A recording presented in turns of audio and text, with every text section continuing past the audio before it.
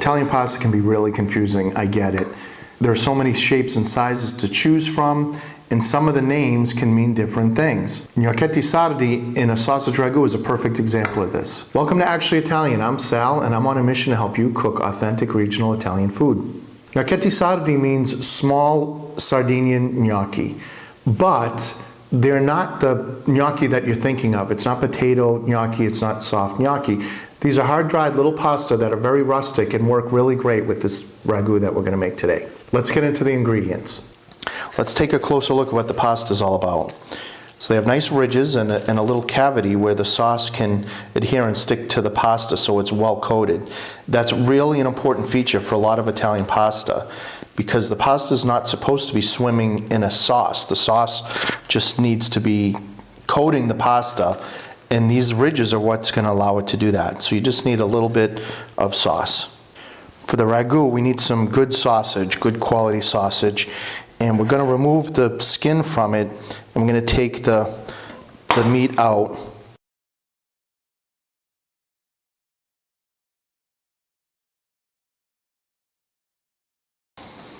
We're going to make like patties out of this, just flat patties, to cook it in the pan later.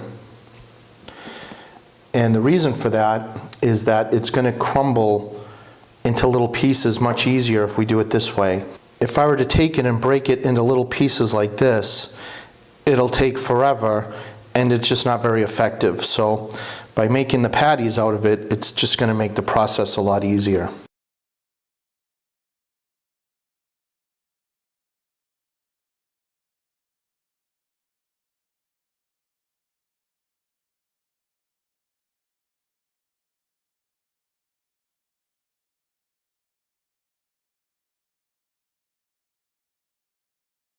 For the tomatoes, I'm going to use canned whole peeled tomatoes, but these are grape tomatoes. Any kind of peeled whole tomato is fine. It should have a little bit of the puree as well. To flavor this up, we're going to use a few sprigs of rosemary here. Actually, probably just one sprig. I think that's probably going to be enough. Now, normally, we would be using saffron in this, but really, I have to be in the mood for saffron, basically, and I don't feel like having saffron today, so I'm just going to do a little bit of rosemary. I chop it up fine because I don't like getting big pieces of the needle in the food.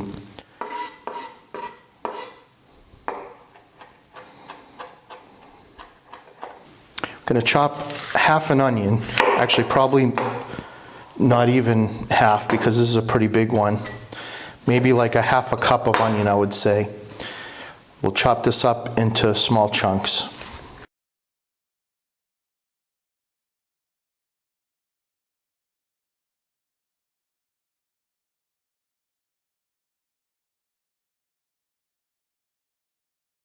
That's probably enough right there, about a half a cup. Then we just need a little bit of white wine to bring some acidity to the table. Any kind of white wine is fine as long as it's one that you would want to drink. In a sauté pan, we'll start by cooking down the sausage over medium heat with just a little bit of olive oil to get it started. That's to render out the fat, so that way we can use the fat to cook the rest of the ragu ingredients later. So I've got it in a patty like this so we can get a crust on it before we try breaking it up, so that way it's going to crumble up a little bit better. See that there? That's the crust that we're looking for. So now we can start breaking it up with the spoon, and it's going to resemble ground meat instead of the big chunks of sausage. So it has kind of more of a ragu feel to it instead of a chunky sausage sauce. If we broke it up while it was raw, it would be chunky like that. So you can see now we have what we're looking for with the sausage. The crust on it is going to give it some good flavor, and it was easy to break up. It's nice and crumbly. So this is the time to add the onions. And it looks like I could have used a little bit more onion than that. So use your own discretion as to how much onion you want to use. We need to soften the onions and sweeten them up a bit before we add any more ingredients. This is how you layer the flavors. That's what that crust was all about on the sausage too. So now we'll cook the onions on their own and develop a little bit more flavor there. Should take about 5 to 7 minutes for this step. You can see the onions are softened now, so it's time to add the tomatoes. These are kind of small, so I don't really need to break them up too much. But if you were using bigger San Marzano tomatoes or something similar, you'd want to just poke them with the spoon there just to kind of break them into smaller pieces so you don't have big chunks of tomato. I should have put the wine in before the tomatoes, but I forgot. So I'm putting it in now, and that's going to be fine. It's going to cook long enough for the alcohol to evaporate anyway. Finally, we're going to add the rosemary here, and then we're going to turn the heat down to low. I didn't use any salt yet either. You know, the sausage is salty, and we're going to add some of the pasta cooking water, which also has salt in it. So we don't want to over salt now.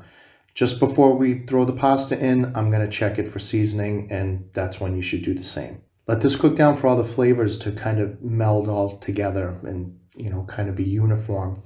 The key also is to cook the raw flavor out of the tomatoes. We want them to taste like tomato, but we don't want them to taste raw. It should take about 20 minutes for that. While the ragu is simmering and is about maybe 10 minutes away from being done, we're going to drop the pasta into the water. And we're going to cook it until it's about a minute from being al dente. Now, how do you know when it's a minute from being al dente? The cooking time is on the box here, so just time it to a minute before it says that it's done, and then we'll finish cooking it in the sauce.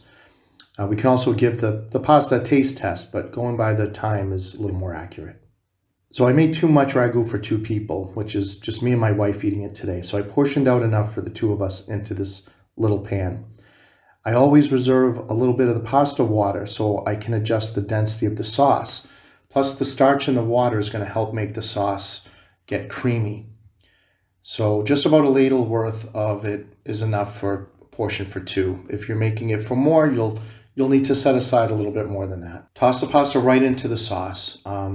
You can add a little bit more cooking water if you need it, and then toss it to coat all the pasta.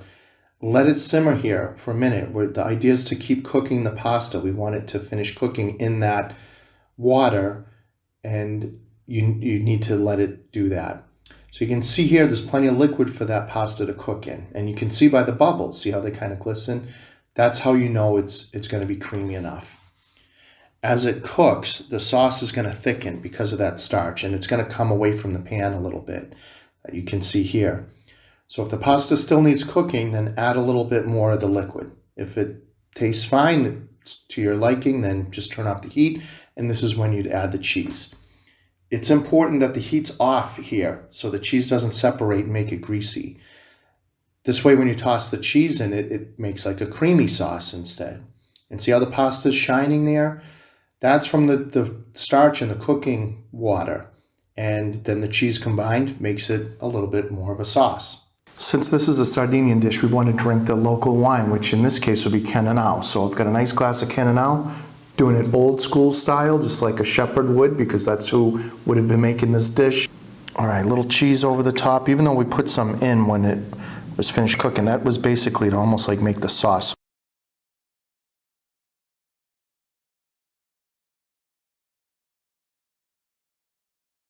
The richness of that sausage and the saltiness of that sausage really, really makes this a hearty dish. But the sweetness of the tomato balances the whole thing out. That's why I like to use the grape tomatoes for this, because they are on the sweeter side. San Marzano will also give you that sweetness that you're looking for too. Then the rosemary gives it a nice earthiness, which I think rosemary is really underutilized in a lot of pasta dishes, and it works awesome in this. Perfect. I hope you make this dish, and I hope you really enjoy it. Stay tuned for more. See you next time.